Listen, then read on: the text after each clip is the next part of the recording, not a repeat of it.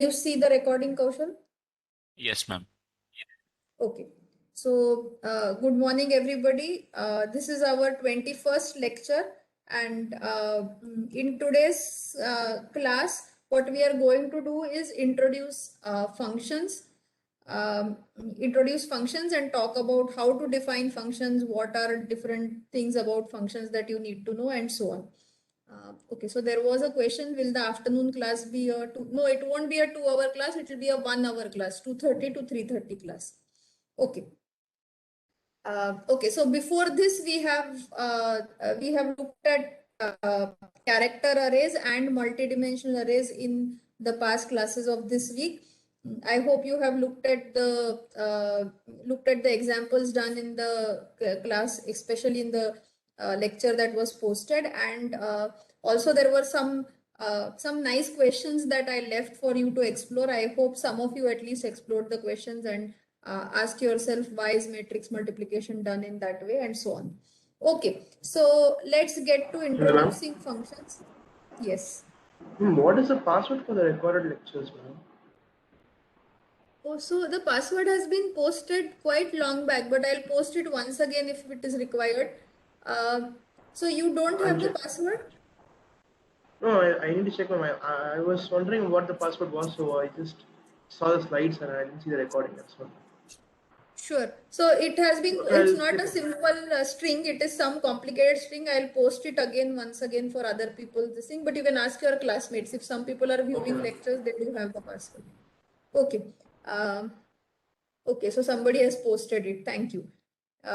Okay, so we already know functions because we have been using functions, except what we have not done yet in the class is not yet defined functions of our own.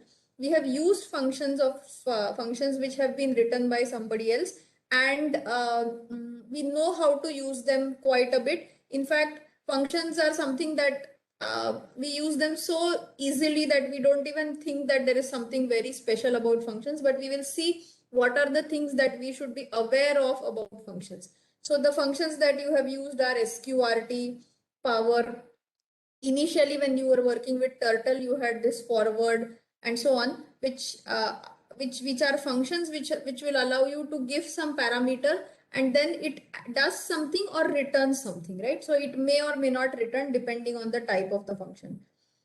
So now the goal is in these classes, our goal is to know how can we define these new commands.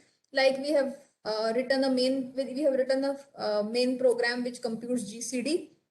We would like to define a function so that anybody can reuse the function that you have used, just like we are using sqrt or power that somebody else has written for us, right? So this functions is this official name for these commands that we want to introduce, and these are implemented separately. So I'll talk about what does this mean by implemented separately. And these functions allow us to define our own subtasks and which allow us to make our program compact, modular, more readable, as well as we allow people to use the code that we have written. If there is a generic function that you are implementing, which is useful to everybody, then you need not restrict it to yourself. You can in fact share it. We'll tell how to share functions and so on. Right now you will be writing functions for yourself, but in future you can write some libraries and share functions, just like the standard library has been implemented for us and we use the standard library. So this leads to a design approach which is modular and which reduces the errors, because somebody has tested this function for you, and therefore you are free to use it, assuming that there are no bugs, you don't have to worry about testing it again and again. So these functions can be mathematical, then they can be something which are not mathematical, like the turtle functions which do something with the turtle on the screen, or they can be something which are printing functions which print out, just like scanf and printf are functions. And this task of writing functions is in fact what is called as outsourcing. Like we whenever we don't have time to do something, we'll tell our friend, please can you do this? It's like outsourcing this job to somebody else. Okay, so having said this, I think the motivation for functions is well understood. So now let's get to the details of the functions. This is a very, very simple program. And in fact, it's a very kind of silly function that we are writing, which is find sum, which there is no need to define this function, but just to illustrate the notion of a function, we are writing this function. So the initial parts of the program are very clear. There are four variables, variable 1, 2, 3, and 4, and these are all integer variables. And then we say find sum var1 comma var2, and so this find sum is a function which is going to return an integer which takes two inputs, both of them being integers. That is what it feels like from this. Then find sum is called again with two different parameters, var3 and var2, and then we are taking the result in variable 4, and then we are printing out the variables. So that's all that this program is doing.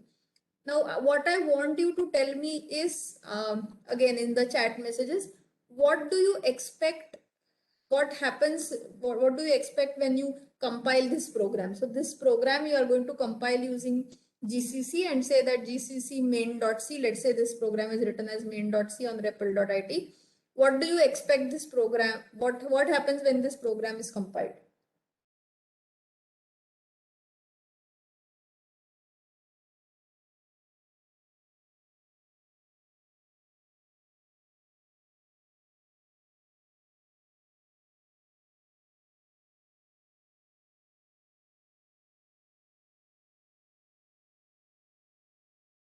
Ma'am, is it an inbuilt function? So it is not an inbuilt function. We are defining a function. So this program won't compile. It won't compile because it does not find this function find sum, right? So now this find sum is something that it does not know. Therefore, it cannot produce an executable. The executable is typically this a.o. Therefore, it is unable to produce this executable. Now, what you need to do is you need to tell this program that there is indeed a function called find sum that we will define or we have defined, and the function has the following prototype. This is called as the prototype of the function, or this is called the declaring the functions. And the prototype only tells how does the function look like. What do I mean by how does the function look like? The prototype tells what is the name of the function. This find sum is the name of the function with the caps appropriately. So this is case sensitive. It returns an integer variable. It takes two inputs which are both integers, and when I'm defining the prototype, I don't have to name the formal parameters. So I have not given the name of the formal parameters. I've just said that it takes two inputs with both of which are integers, and uh, it uh, it returns an integer and its name is find sum, right? So this is what is the program, what is the prototype of the function, right? So this is the name of the function, the arguments and their type, and the return type, so the number of arguments. And note that there is a semicolon after this. We are not defining the function here. That is allowed. You can define only the prototype of the function. But of course, if the program has to run, there should also be a body for the function. The body may as well be empty, but there should be a body of the function. And unless you define, this is only declaring the function. You have not defined the body of the function. So this part, which is saying that what is the body of the function, is defining the function itself. So of course, if you write inside these braces, curly braces, nothing, that is empty, that is also acceptable. The compiler won't crypt for that. However, you must have a definition of the function, right? So this is only a declaration of the function. This is the definition of the function. So are there questions about this part?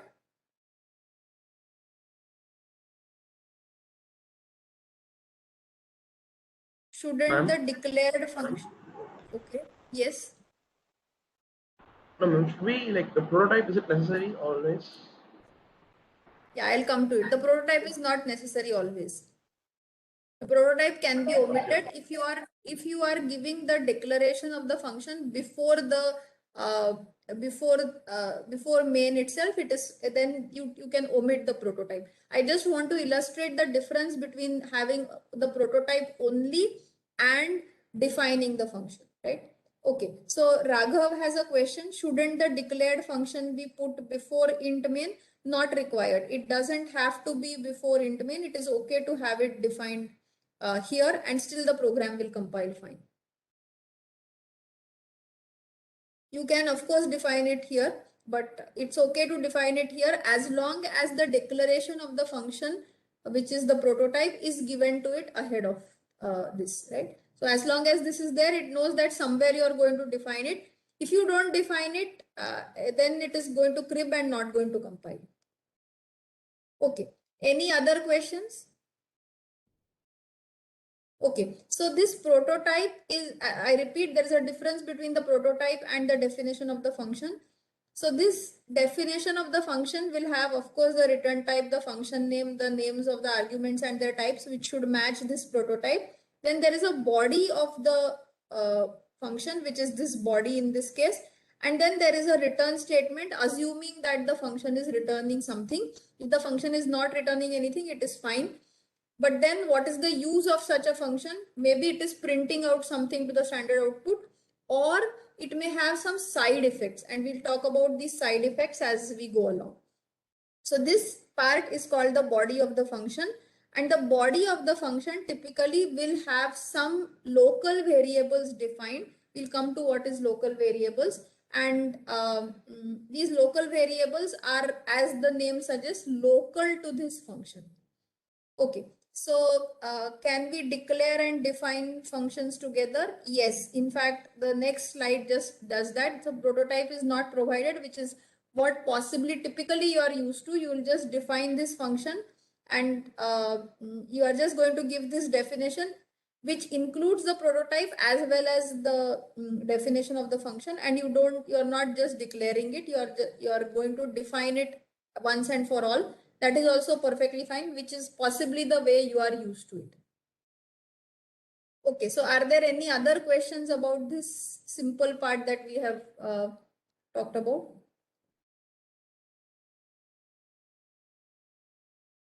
Okay. Okay, so what I want to do at this stage is just go to repl.it and show you something very simple. Okay.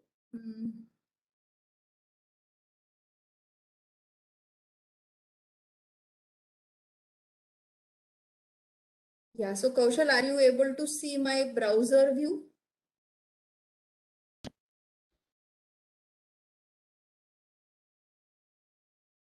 Kaushal, I can't hear you. Yes, ma'am. Yes.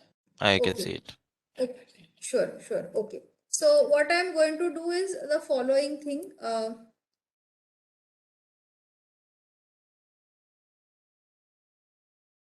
I'm going to write this, which is called as, this is a small file which is func.c, and what we are going to do is write a small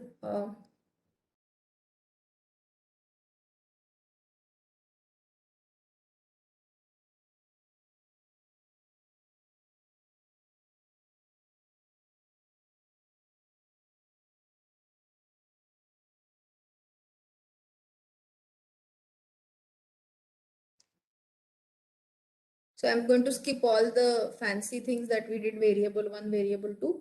Now what I want to do is int find sum, int. This is only the prototype which is given, and of course there is a return type here. So I will just say int x is equal to find sum. So we know that we haven't given the definition of the function. So of course we'll see that func.c should not compile, and it will certainly say that there is an error. So this is this undefined reference to find sum. So this is something that it is not finding. So although we have given it the prototype, it won't compile.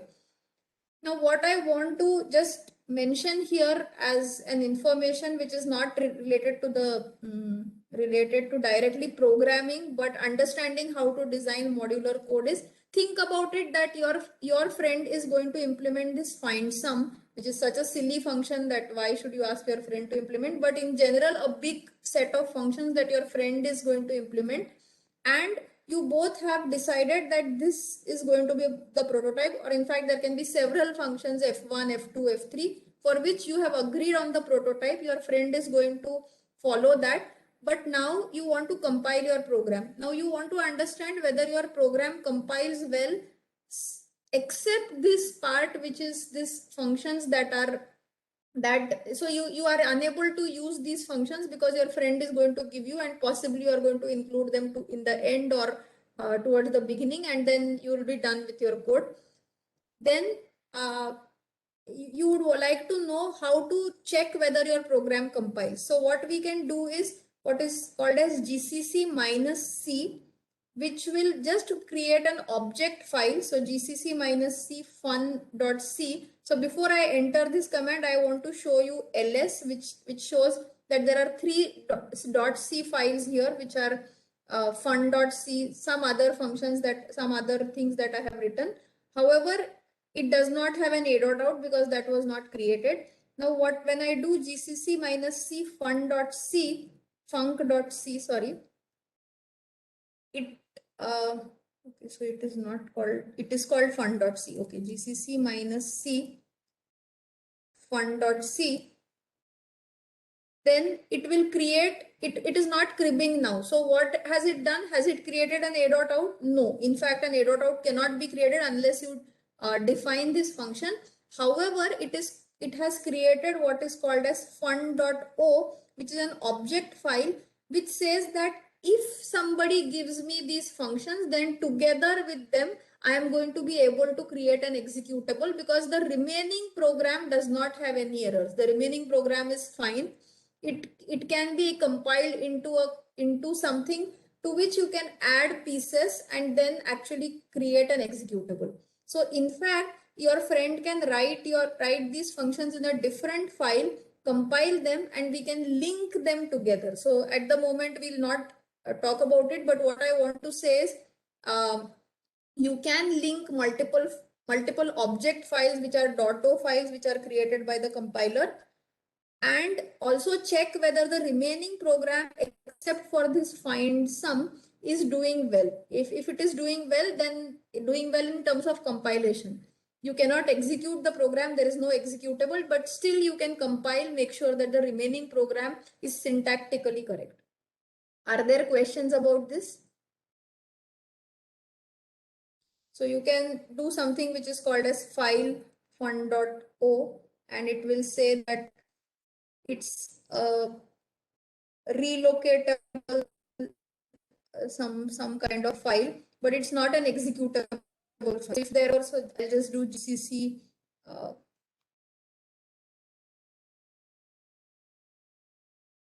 this is a little slow here.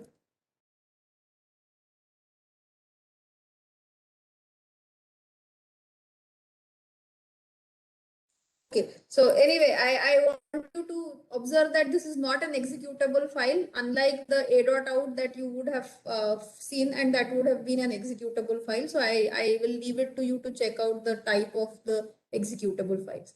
So any questions here?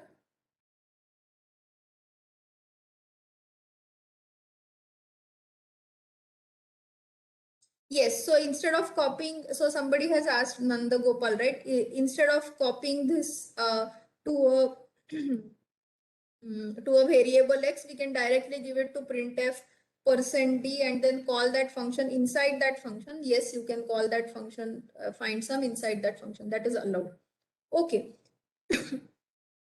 So I'll go to the slides again.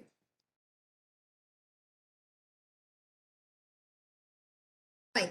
So now just to make sure that our nomenclature is clear, I want to dissect some arbitrary function and say that what do we say when it is, what is the name of the function? This is a simple function again, which takes two inputs, both of which are integers.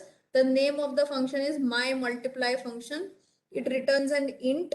So this is the return type of the function, and this return type may be void if you are not returning anything. This is the name of the function my multiply function. As long as you don't use something which is a predefined function, it is okay. This is in this case we are both giving the prototype as well as defining it. Therefore, it will have the type of the two arguments or parameters as well as its formal name. So this is the name of the formal parameter, which is x, the first parameter, and the second, which is y. And typically it is instructive unless the two parameters are interchangeable.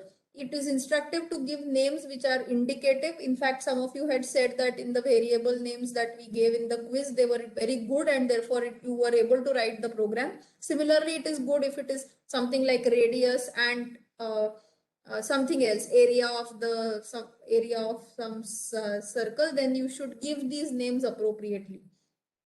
These variables are which are defined here. In this case, int result is a local variable, and the return statement which is returning something, this return should match the return type here. Otherwise, again, the compiler is going to crib, just like our compiler keeps cribbing for my programs, where whenever I do not return, have a void main, or I do not return anything from the main program. So if you do not say anything, it assumes that you are returning an integer and expects you to return 0 or return some integer from that function. And these curly braces are going to tell you when your definition of the function is over, right? So in a function, of course, you can write whatever you have been writing, the loops, the if statements, the switch statements, nested loops, and so on. In fact, you are going to write everything into smaller functions to modularize code here on. Okay, so having said this, we can have functions which are with arguments, without arguments, and if they are with arguments, you have to you have a list of parameters. If it is only a prototype, you don't have to give the formal names. If it is a definition, you have to give the formal names. And an example is just like this: int sum x, int x, int y, and the call is as follows: the name of the function followed by the parameters or the arguments. These can be variables, these can be constants, depending on the type of the variable, right? Okay, if you have no parameters, that's also fine. It may or may not return anything. In this case, this show function is returning an integer. It may be returning depending on what happens during the display. And the call is again with these empty parentheses, which tells us that this function does not require any parameters. Okay, so I think these are fairly simple things. So all of you can easily understand. You must have used these functions, and there are of course library defined functions that you have used, and there are these predefined functions which we are going to define to make sure that our program looks modular and is nicely decomposed into parts.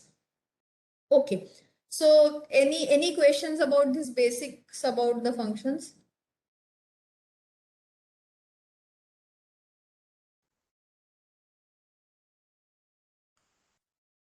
Okay, fine. So what we are going to define now is something which is very useful and important, which is defining what are called as blocks and scope. And this is very important when we talk about functions, and therefore we will spend some time on it. Make sure that we understand. Yeah. Yeah. Okay. There is some question here.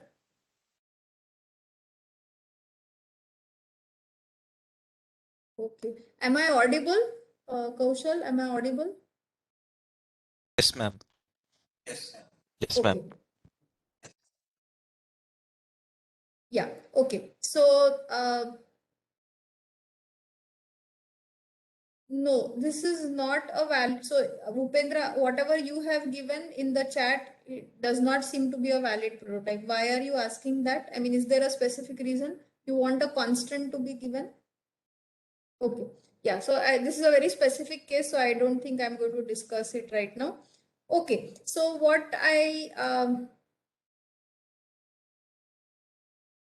okay, yeah, so what I want to show here is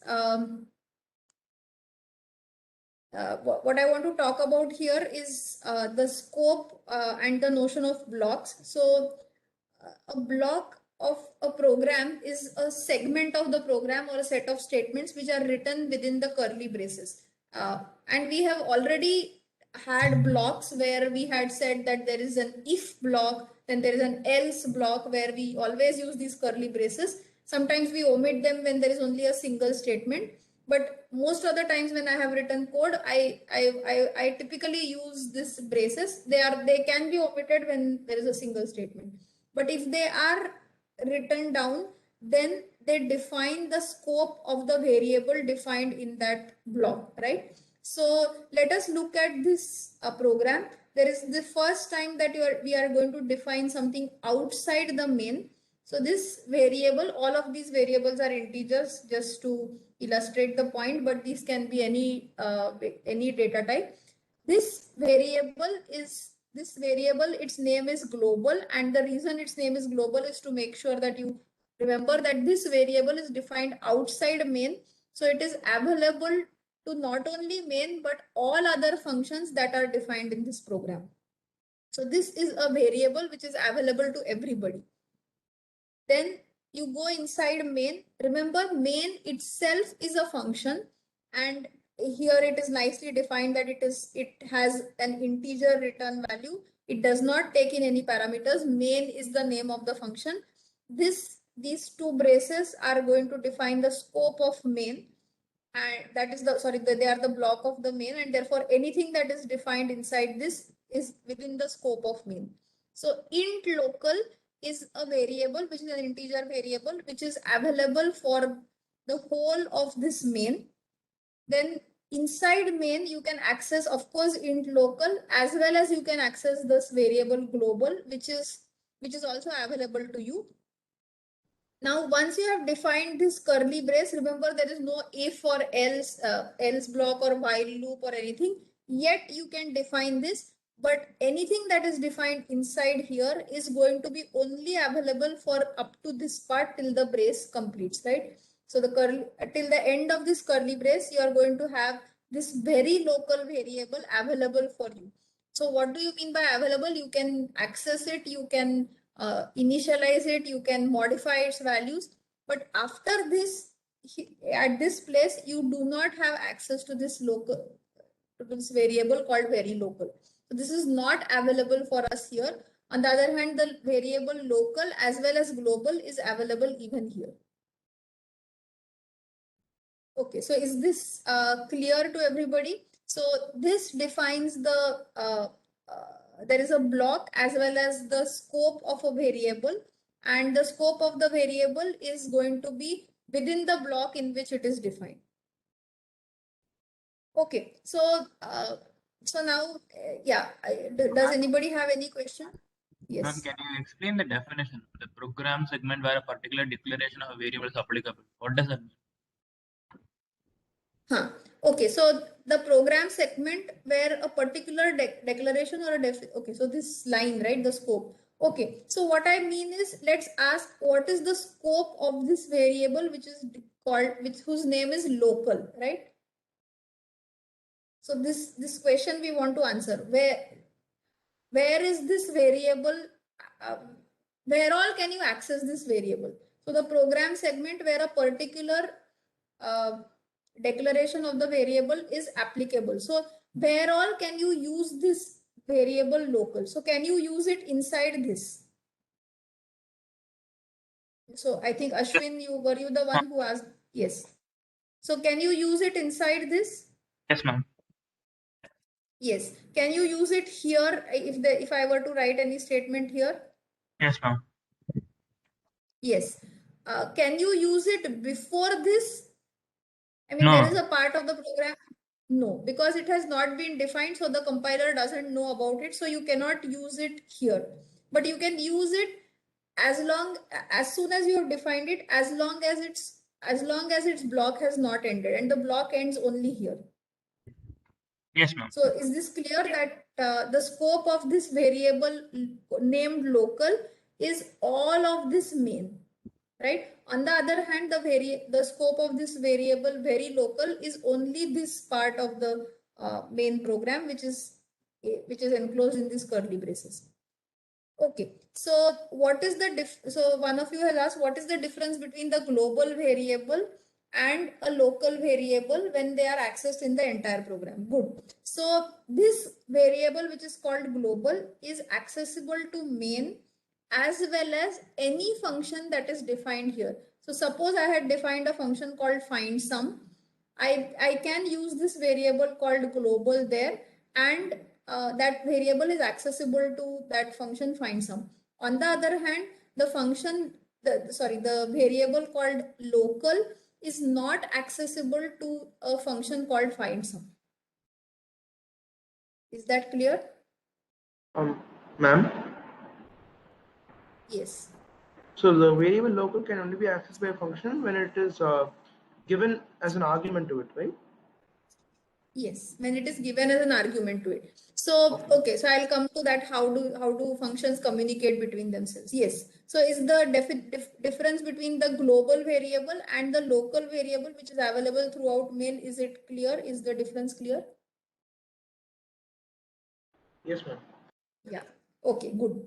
Okay, so this is just another program which is allowing us to practice this blocks and scope. So there is this main program which has this int variable too.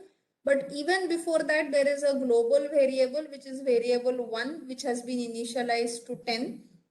And then there is a variable 2, which has been initialized to 20. But remember that this variable 2 is defined inside main, so it is available only for the main function. Then int variable 3 is defined inside this block, which is this defined by this curly braces. So variable 3 is something which is available only till here. Now, in fact, what this program is doing is redefining this variable, or it's using the same variable name var3, which is of float type. So from this point onwards, whenever you use var3 or variable 3, it is actually a float data type, and it is this var3 that you are referring to, because this has gone out of scope, right? So this is not something which is available to you. Now going to this find sum which we had defined, this find sum has two parameters which are a and b. So these a and b are of course accessible to this find sum. Therefore you can access them here. C is a local variable which has been defined in this thing in the function called find sum. However, note that this find sum is also able to access this global variable var1. So we are printing %d var1 just for the sake of it. We are printing this variable here. On the other hand, you couldn't have printed var2 or var3 using this find sum, because find sum does not see them, or it does not have access to them. Finally, it returns C, which is the way it is going to communicate with the main program. So what I want to illustrate is that two functions can communicate, of course, via arguments that they pass to each other and the return type. They can also communicate via globals, which are available to both of them, and therefore they can modify these globals or access them. So using globals is something that has to be done carefully, because a function that is changing the global, I mean, if you miss out, it's kind of a side effect. If you miss out that function is going to change the global value, then it can be something which can lead to erroneous programs. So several functions, if they are using this var1, which is a global variable, it can lead to inconsistent behaviors which were not expected. This is something that we have to be careful about. Okay, so the function cannot be defined inside main in Upendra. So the functions have to be defined outside main in C. Hello, ma'am. Okay. Yes. Ma'am, Yes. in place of the function declaration, if we define the function at that place itself, can it still access variable 1 because it is defined after the function? Did you get my question, ma'am? Yes. If we I define think the no, function. no, I think no. It won't be able to do that, but let's quickly check that, make sure that that is true in case of in our REPL.it. So just give me a minute. I'll stop sharing this and share the REPL.it. Yeah.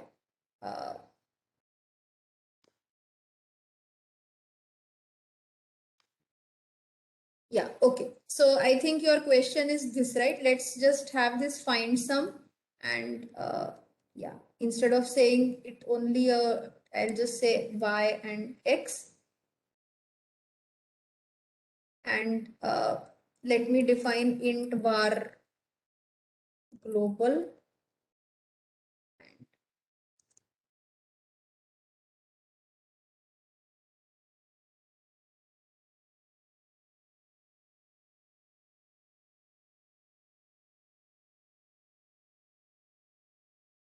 So this is what was your question, right? I think Gitartha, is that correct? This Yes, was ma'am. your question. Yes, ma'am. Yeah. So you should expect that it gives an error.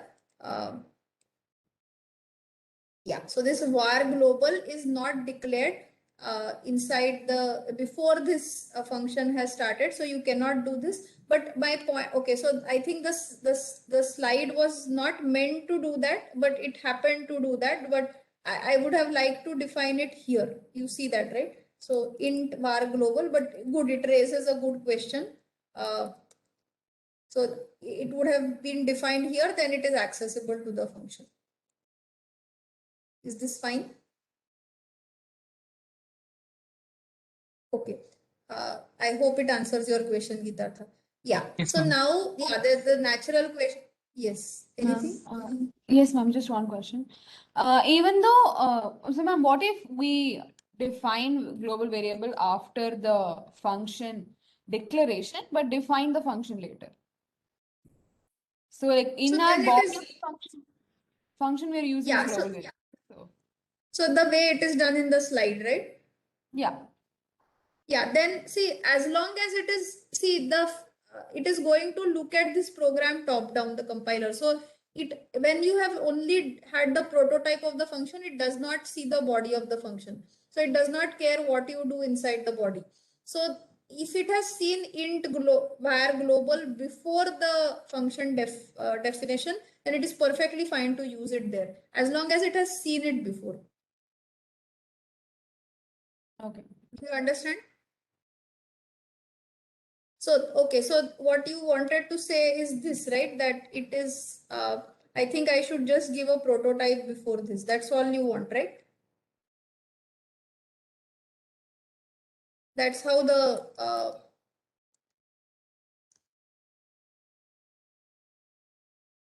and main is done before that. That's how you want it, Sri Lakshmi? Yeah, yes, ma'am, I got it.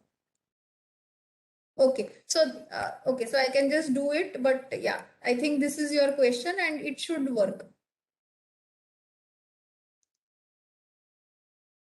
Ma'am, Yes, yeah. I have a doubt, ma'am. So if we initialize a global variable with a value, and then inside the main function, inside int main, we make some changes to that value, and in a function outside int main, what will be the value of the global variable, ma'am? The one which is already declared or the changed one, ma'am? So remember that, okay, so I'll just repeat Shwetika's question. So let's just understand this. So this is, let's say she has initialized this variable global to 10, and then here somewhere she's going to change this var global to 20. So her question is, what will be the value of var global after the program? Is that what you're asking? Yes, ma'am.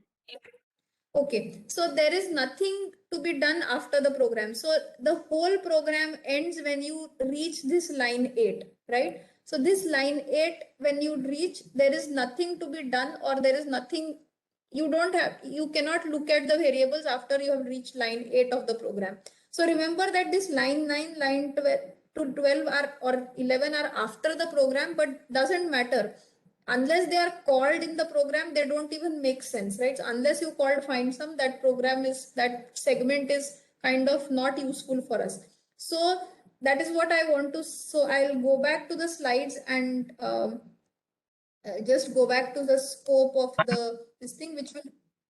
Okay, yeah.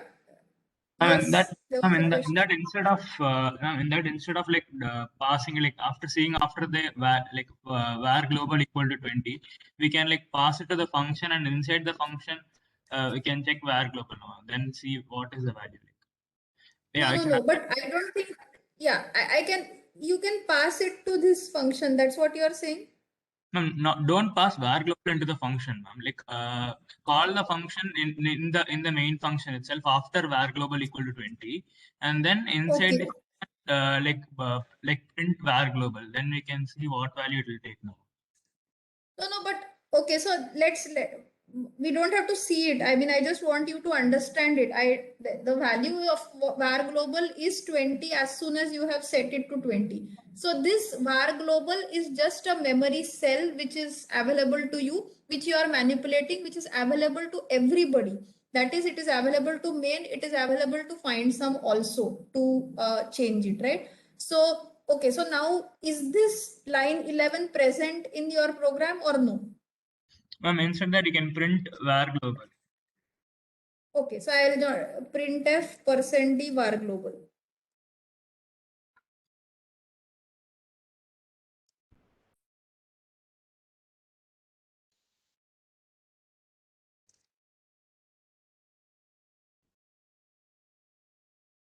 Okay, are you able to see me? See this this thing happening on the screen? Yes, ma'am. Okay, sure. So then the program is very clear. We just have we have a variable which is global, which is initialized to 10. We are calling this find sum. The first time you are calling this find sum, you are printing the value of the var global, which is equal to 10. Then you are setting var global equal to 20. Then you are calling find sum with some other parameters. Those parameters are actually ignored. But then you are again printing the value of var global, which it will pick from that memory cell. So what do you expect it to print out? 20 only it should print out.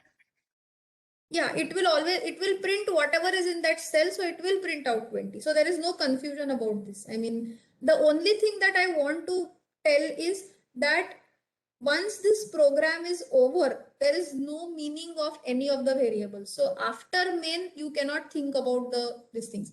On the other hand, if this function was modifying something, then you can still talk about what happens to var global after the function has stopped executing. For example, what is the value here? What is the value here? And so on. So it could be doing find sum could be just incrementing this var global. So the one particular use of global variables is to find out how many function calls are there. So for example, if you want to find out how many times you are calling that multiply or some kind of a particular expensive function, then you may want to keep a global which you want to increment every time the function is called, and that is initialized at the start of the program. Every time it is called, you are going to say var global plus plus. So then it will, at the end of the program, just before quitting main, it is going to print out the number of times that function was called. Okay. Yeah, so it will print 10 and 20. Yes, you are right. It will print 10 and 20 if this is the program. Okay, any other questions?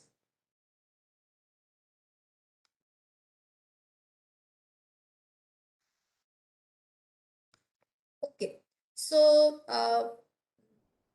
just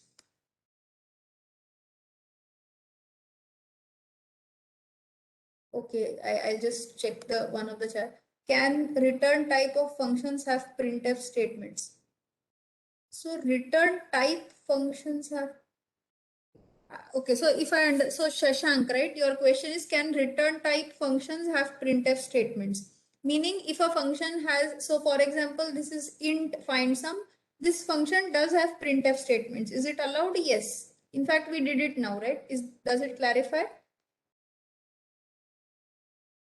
you can, I mean, yeah, so when we think of mathematical functions, you just think of it returning, but this is a side effect. You can think of it as a side effect. It is printing out something on the screen. Okay, so I just want to recap that in any C program, there is at least one function, which is the main function, which we have always been using, but we have not acknowledged that. I mean, explicitly, we have always implicitly known that there is always this function which is main.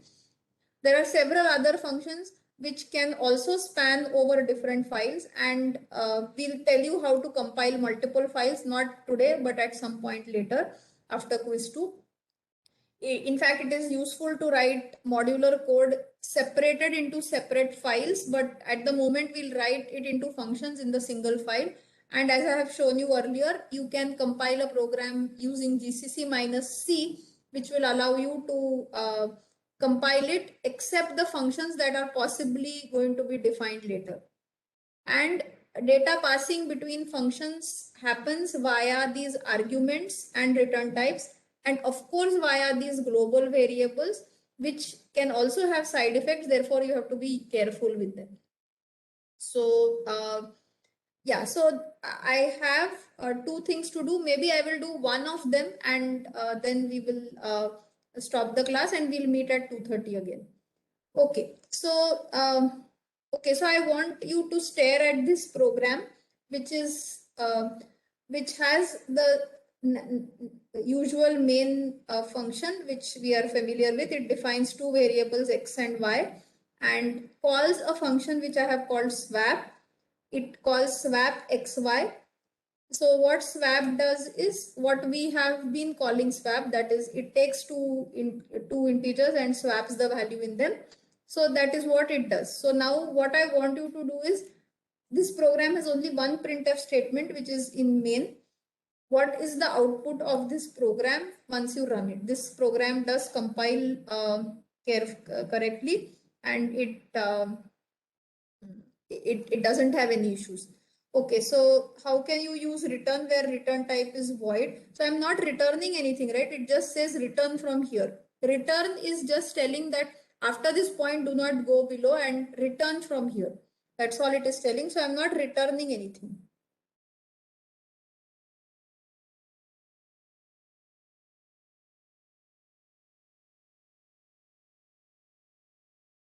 Okay, so I have two answers from two people. I would like others to participate.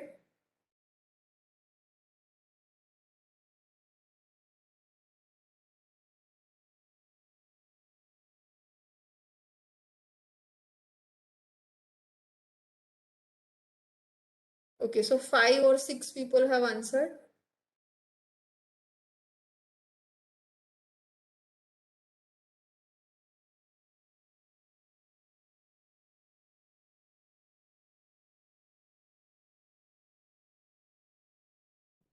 Okay, 20, 40, 40, 20 are reasonable answers, because that is what I expect, either 20, 40 or 40, 20. But there is an answer which is 10, 40, which I don't know how it has come. So 10, 40 cannot be an answer. Okay, so the program in fact prints 2040, that is x and y won't get swapped, and many of you have answered it correctly. There are a few people who think that it will get swapped. However, it doesn't get swapped, and the reason is because these variables, just like what we have as the local variables, the arguments are also local to this function, and so whenever C is passing these arguments, these arguments or these parameters are passed what is called by value, and therefore they are copied into these memory locations for this swap function. So as we have already agreed that the output of the program is not 4020, it doesn't swap it. If you would have written this code of temp is equal to x and x is equal to y and so on in this main code, it would have worked. However, with this swap function, it doesn't work. In fact, if you print it out here, that is just before this return, you print out what is the value of A and what is the value of B. They are indeed swapped. So they are 40 and 20. But these changes are local to this function. They are not something which is seen by main. So therefore, these changes are lost when you are doing this. The reason this is happening is because when this function is called, swap function is called, in fact, a copy of this x and y is made into these memory locations which are reserved for a and b, and these local variables are getting swapped and they become inaccessible after the function is over. So therefore, these the reason that this doesn't work is because variables are passed by value in C always, and therefore this swap function is in fact an incorrect way of writing this swap program, swap function. If you want to write a swap, I should use the word swap function. If you want to write the correct swap function, you need pointers that we will define only later, not at this moment, but this is not the way you can write the swap function. Yes, you can write it using ampersand, but just having ampersand won't help. You should also have pointers here. You should have pointers to integers. So at the moment, we are not going to write that unless we have defined pointers. Okay, so what I want you to remember from this last slide is that variables are always passed by value. This statement is something that we have not elaborated on. In the afternoon class when we meet, we will talk about this in detail. We'll also see executions of the program which will illustrate this, and we'll also deal with arrays when we come to meet in the afternoon and see what happens when we pass arrays to functions. Okay, so I'll stop the class here. If there are any questions, I'll take them. I want to remind everybody that 2:30 we will have an afternoon class, which is 1 hour, and we'll have a regular class. There is no lab today.